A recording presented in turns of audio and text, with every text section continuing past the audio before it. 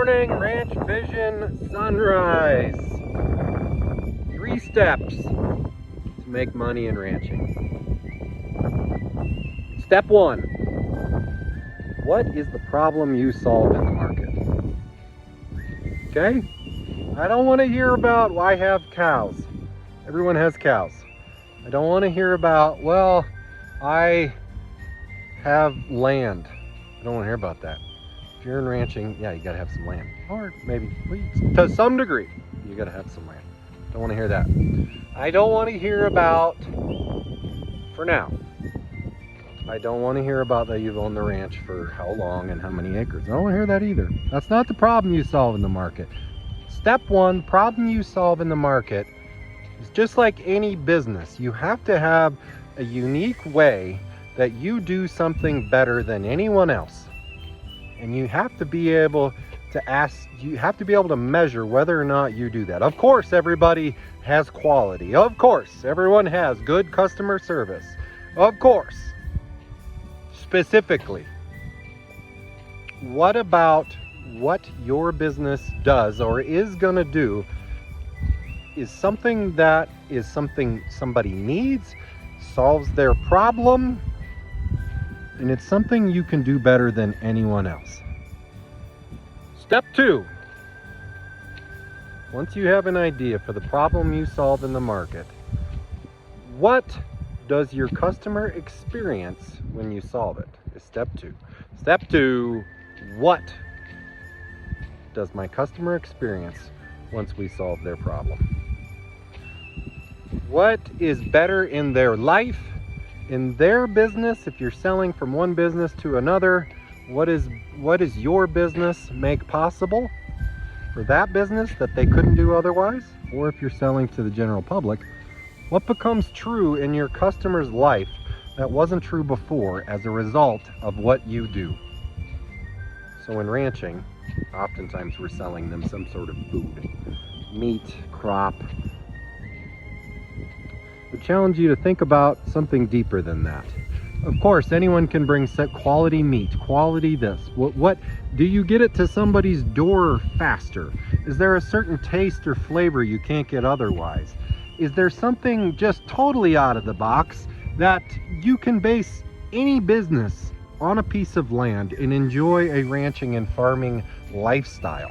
In your marketing, you can position yourself as a brand, and you could sell them anything. It doesn't have to be food. Like, there's so many businesses that you could take on a persona, a business persona of a ranching lifestyle and sell them anything. Just gears, coffee, shoes, you name it. You can base any business on a ranch. Don't always come at this from like, I have land and animals and so that's what I sell. If you're going to make money and be a business owner and an entrepreneur in your own shape, form, level, $1 million business, $100,000 business, whatever it is, think about what is my customer, what do I want them to experience, and how is my business do that better than anyone else? And I say better because the market's hard. The market is tough, and if you're going to compete and have something you can advertise and position in the market, you have to have a mindset of, how do I do it better than anyone else? Which brings us to step 3. Step 3, how do I get my product, my proposition in front of people? You guys, a lot of businesses don't figure out they need to do marketing and advertising until they're dead. 80 to 90% of most small businesses are dead within 5 years because they didn't think about step 3. They had a great product, they believe in it, people want it, solves a huge problem, but they can't figure out how to get it into the market. They didn't think about how expensive advertising is, marketing, meaning marketing is everything about how do I understand step 1 and step 2, and how do I position this product in the market. That's marketing in my mind. Advertising is what magazine, what Facebook ad, what commercial, what radio show, whatever it is, advertising is, what is the return? What is the spend that I have to put out there to earn that customer? A lot of companies die because they don't realize how expensive that is. And then they have to keep in mind too, like, customers don't always last forever, and that's fine.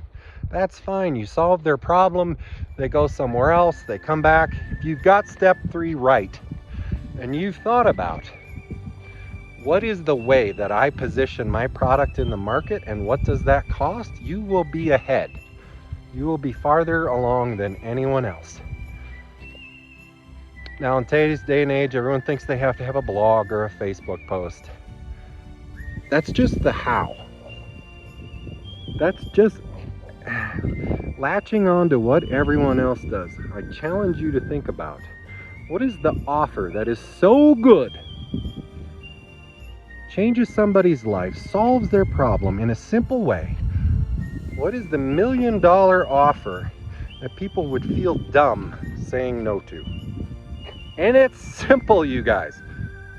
Hold on, let me explain it. Is any part of your value proposition, your advertising, your host, you got 12 seconds.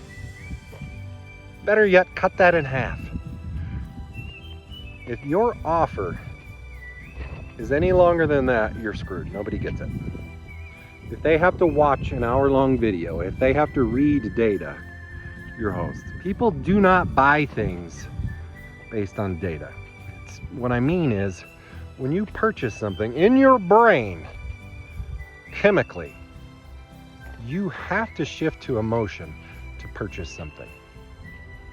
Because afterwards, there's a little bit of you wondering whether or not you really needed that. Should I have bought that? Oh my God, that was expensive. Why did I purchase that? Think about all of that as step 3. Have that in your mind. And a bonus step. Stay tuned. Bonus step. Everything changes, you guys. Step 1, step 2, step 3, you're wrong. You're wrong. What you thought, if you spend hours, months, days coming up with step 1, 2, and 3, and then push it into the market, you're wrong. You guys, you'll always be wrong. It changes. You need to put something into the market, and you need to understand what your customer wants, and you need to adapt. You need to understand what your customer is telling you. Of course, everybody wants it cheaper. Of course, everyone wants it faster.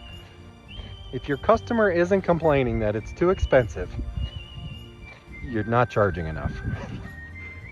You have to learn from your customers of what they truly want and what they'll pay for, and you have to adapt constantly. You have to be constantly trying to understand who your ideal customer is and who they're not.